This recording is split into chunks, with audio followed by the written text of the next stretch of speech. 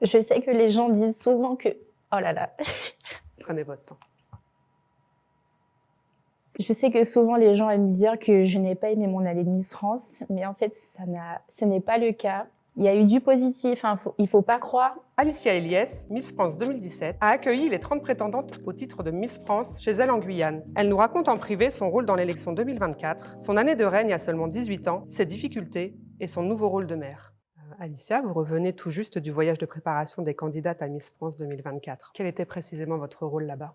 Alors mon rôle auprès de nos Miss régionales lors de leur voyage en Guyane, c'était de les accompagner, certes leur présenter mon chez-moi, ma région, partager un maximum de leurs activités, avoir des petits moments conseils où elles me posaient énormément de questions et puis surtout les rassurer et les guider sur la suite de l'aventure. Nos confrères de Télé Loisirs ont révélé que les candidates sont déjà soumises à des règles assez strictes lors du voyage. Trouvez-vous cela important de bien cadrer d'emblée les Miss? Je trouve que c'est bien de mettre quelques règles aux candidates. Elles sont dans un concours, donc l'utilisation du modéré, je pense aussi que c'est bien. Ça permet à l'équipe Miss France de maintenir les images pour le jour J, laisser la surprise quand même aux téléspectateurs, même s'ils sont très concentrés sur les réseaux sociaux et partent un peu à la quête d'informations.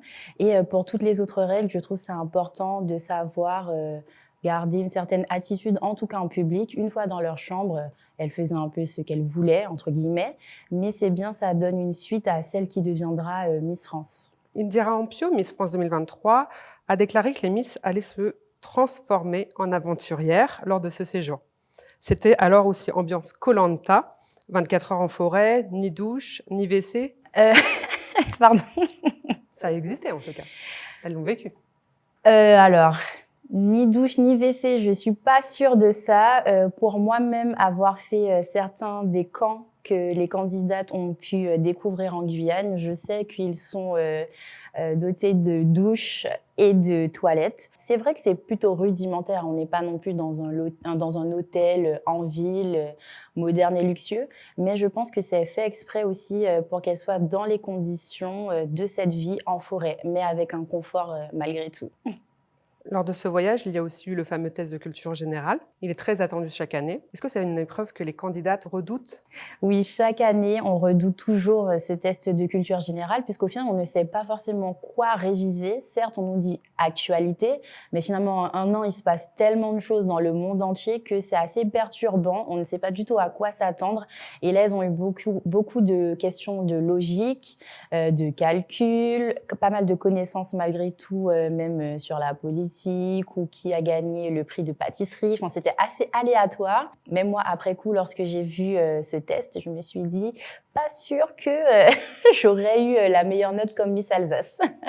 Il n'y a que les meilleurs à qui on annonce leurs notes. Toutes les autres, normalement, ne le savent pas du tout. Si, après discussion avec le comité Miss France, il y a moyen d'avoir des petits indices, mais généralement, ça reste secret.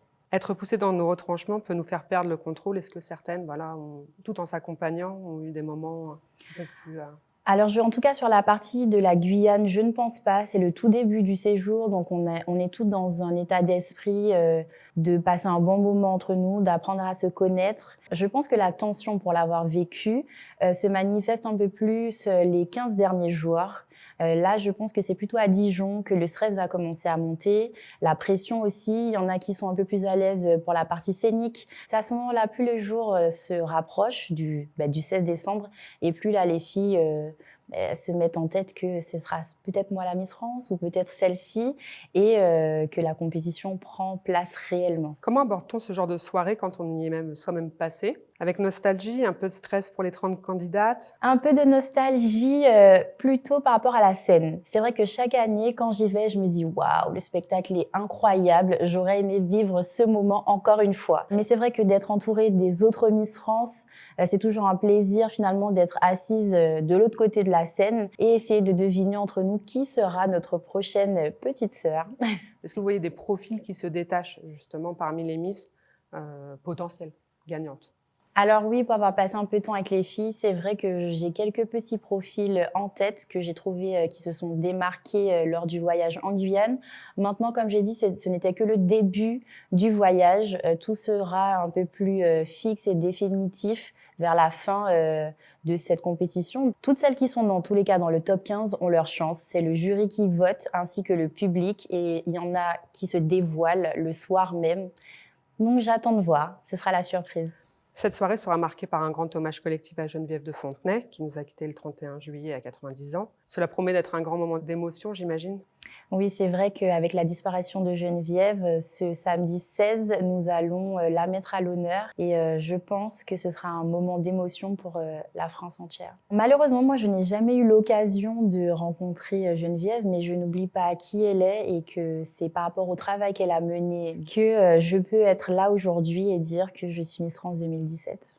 Cette soirée marquera aussi le retour de Sylvie Tellier. Selon vous, a-t-elle fait le bon choix de revenir après avoir été écartée l'année dernière ? Je pense que c'est bien que Sylvie soit présente cette année, non seulement pour honorer Geneviève, mais aussi ce sera la première fois qu'elle sera dans le jury en tant que Miss France. Et elle permet de rappeler aux gens qu'elle fait partie de cette famille Miss France et qu'elle a tout autant sa place que nous-mêmes. Cindy Fabre a officiellement pris la place de Sylvie Tellier l'année dernière. Quels changements ou nouveautés a-t-elle apporté depuis son arrivée ? Alors, je pense que Cindy est dans la continuité du travail de Sylvie. Maintenant, c'est peut-être une autre approche puisqu'elles ont des personnalités différentes. Cindy est un petit peu plus accessible et rigole un peu plus avec les candidates. C'est vrai, j'ai pu le voir en Guyane. Elle a une approche que je trouve bien. Elle est à l'écoute. J'aime beaucoup. Vous avez vous-même été couronnée Miss France 2017 en décembre 2016. Vous n'aviez alors que 18 ans. Comment vit-on cette expérience si jeune ? J'ai été un petit peu arrachée à mon chez-moi, puisqu'après tout est allé si vite. J'ai dû me faire à cette nouvelle vie où j'ai été plongée dans un bain impressionnant, médiatique. En toute honnêteté, ça n'a pas été facile, mais j'en garde quand même un bon souvenir. Ça a été une année formatrice. On grandit vraiment plus vite. Sincèrement, je pense avoir pris 5 ans suite à cette année de Miss France. J'avais beaucoup plus confiance en moi. J'ai appris énormément sur moi-même, sur ma personnalité, et même en tant que jeune femme, j'ai appris à m'aimer d'autant plus. Est-ce que ça a créé un décalage avec son entourage parce qu'on reste avec des amis qui ont 18 ans mais qui sont moins dans la lumière? Est-ce qu'il y avait vraiment ce décalage avec votre entourage, vos amis notamment?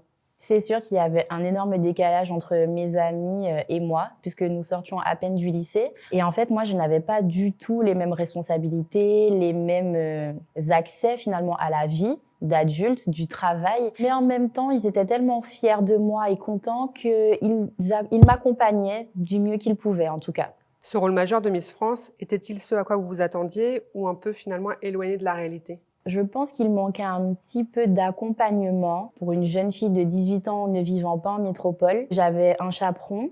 Maintenant, je me sentais seule dans le sens où, déjà en termes de culture, on n'était pas du tout sur la même culture, la même compréhension de la vie, les mêmes habitudes. Et c'est vrai qu'à ce niveau-là, même de leur côté, ça a pris un peu de temps pour comprendre pourquoi j'étais un peu timide ou un peu renfermée. Mais ça m'a envie de pleurer. Je suis désolée. Je sais que les gens disent souvent que... Oh là là. Prenez votre temps.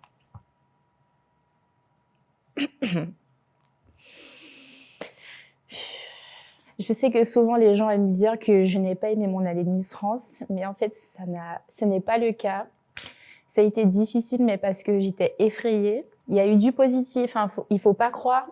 Je pleure parce que ça a été beau et en même temps difficile. C'est une année qui m'a apporté énormément. Et je dirais toujours merci au public français de m'avoir permis de vivre ça et de me permettre de vivre ma vie que je vis actuellement. Vous avez intégré la grande famille Miss France et vous êtes resté proche de plusieurs Miss. Quelles sont celles qui comptent le plus pour vous dans votre vie de tous les jours? Alors c'est vrai qu'on reste assez proches et que finalement, malgré nous, on se voit assez souvent dans nos événements suite au travail. Mais dans ma vie personnelle, celles dont vraiment je suis la plus proche et qui sont aussi déjà venues voir ma fille, passer un moment avec elle, c'est Flora Coquerel et Clémence Bottineau. Après, on s'entend toutes globalement super bien, mais c'est vrai que vraiment proche de moi, c'est Flora et Clémence. Et vous vous obligez pas à vous aimer toutes les unes les autres, justement. Alors moi, je ne vais pas parler au nom de tout le monde, je parlerai en mon nom. Personnellement, je ne me force pas à accueillir tout le monde dans ma vie privée. C'est vrai que je m'entends globalement bien avec tout le monde. Je suis toujours contente de les retrouver dans des événements, que ça soit avec les Bonnes Fées ou Miss France. Mais je pense que pour mon bien-être et ma vie privée, faut pas tout mélanger. Vous êtes devenue maman il y a quelques mois, donc d'une petite fille. La révélation de votre grossesse par vous-même sur Instagram en décembre 2022 avait surpris à ce moment-là, tant vous êtes mystérieuse sur votre vie privée. Pourquoi avoir fait ce choix de la révéler C'est vrai que je suis assez discrète sur ma vie privée. Ma grossesse, j'ai pris mon temps pour l'annoncer parce qu'il fallait déjà que moi-même je me fasse à cette idée d'être enceinte, les changements physiques, même émotionnels, avant de le diffuser au monde, puisque forcément, mille et une questions me seraient venues et finalement, j'avais envie d'être prête, moi, à pouvoir y répondre. Donc, j'ai préféré prendre mon temps, maîtriser l'information et la partager une fois que je me sentais prête à le dire. Un certain footballeur du nom de Benjamin Pavard avait même dû démentir des rumeurs de paternité. C'était quand même une histoire assez folle. Oui, je me souviens de cette période, d'où le fait que j'ai attendu un maximum de temps avant de dévoiler cette grossesse, puisque je savais que, étant moi-même très discrète sur ma vie privée, mille et une rumeurs auraient apparu. Et bon, ça n'a pas raté pour le coup, mais j'étais prête. Là, à ce moment-là, j'étais prête à gérer cette situation. Après, dans tous les cas, depuis mon élection, finalement, même si ça date d'il y a 7 ans, ça fait 7 ans que de multiples rumeurs me suivent depuis. Donc, j'ai un peu l'habitude. Mais c'est le jeu, malheureusement, ça va avec. C'est d'où le fait d'être assez discrète et de vouloir être prête avant de diffuser une information qui concerne ma vie privée. C'est en Guyane que vous avez choisi d'accoucher, si je ne me trompe pas. Pourquoi avoir choisi plutôt la Guyane que la métropole ? C'était une évidence pour moi de terminer ma grossesse en Guyane et que ma fille Tamalia naisse chez elle en Guyane. J'avais envie de retourner sur mes terres, au chaud. Mais j'avais envie d'être là où je me sentais vraiment chez moi, me ressourcer, être dans un moment de calme pour terminer cette grossesse et surtout accueillir ma fille. Vous aviez dit avant sa naissance que vous aviez un critère très précis pour le choix de son prénom, que personne ne le porte déjà. Du coup, est-ce que ça a été très compliqué de le trouver, puisque trouver un prénom que personne n'a, parfois, faut... C'est vrai que j'ai laissé parler mon cœur et Tamalia était un des premiers prénoms qui m'est venu à l'esprit. En fait, j'ai pensé au prénom de mon compagnon, donc qui s'appelle Thomas, et Alicia. Et puis, je me suis amusée à faire des mélanges avec les syllabes. Et en fait, Tamalia, ça m'a paru évident. Du coup, j'ai partagé cette idée-là avec lui et qui a été tout autant séduit que moi par ce prénom, en fait. Et par la suite, j'ai regardé sur Internet et je n'ai pas trouvé Tamalia. Donc, mais je pense que suite à ma petite Tamalia, je pense que d'autres petites Tamalia arriveront dans quelques temps. Et du coup, donc, on a le nom de Thomas. Est-ce qu'on a le droit de savoir quelques éléments supplémentaires Thomas vit en Guyane, donc moi je suis à Paris avec Tamalia. Il fait des allers-retours, ou Tamalia et moi faisons des allers-retours en Guyane. C'est une sacrée organisation. On s'est donné pour objectif de se voir tous les 2 mois maximum, voilà. Heureusement que FaceTime existe, que les photos existent, donc du coup il essaye en tout cas d'être tant bien que mal avec nous au quotidien. Et ça se passe pour l'instant assez bien et c'est sûr qu'après le but c'est de se rejoindre assez rapidement sous le même toit. Qu'a changé l'arrivée de Tamalia dans votre vie ? Oh, j'ai pleuré. Ça y est. Je sais pas si j'arriverai à parler là. Du bonheur, j'imagine. Tamalia, c'est vraiment un petit soleil. C'est un petit amour, elle rigole tout le temps, elle sourit dès le réveil. Elle me fait déjà des bisous, des câlins. Elle est très avancée pour son âge. Elle veut déjà marcher, elle a déjà des dents. Elle me fait rire, elle est pleine d'énergie. Et elle m'a donné cette motivation, mais qui reste à plein temps, en fait. Elle me donne la force de me dire, en fait, j'ai envie d'être fière de moi et que ma fille, quand elle me regarde, qu'elle se dise Maman, elle est forte, maman, elle fait les choses, maman, elle est déterminée. Et je veux pas forcément qu'elle fasse ce que moi, je fais aujourd'hui, mais en tout cas que ça la motive à aller au bout de ses rêves, au bout de ses projets. Donc, elle me donne beaucoup de force et beaucoup d'amour. On approche de la fin de l'année et de la nouvelle année. Avez-vous une résolution pour 2024 ? Pour 2024, je me dis qu'il faut que je reste déterminée, que j'ai assez dormi, qu'il faut battre le fer pendant qu'il est chaud. J'ai 25 ans, on peut se dire que c'est jeune, mais finalement, le temps passe vite et je ne veux plus perdre de temps. Maintenant, je saisis toutes les opportunités. Merci Alicia d'avoir accepté cette interview en privé. Merci.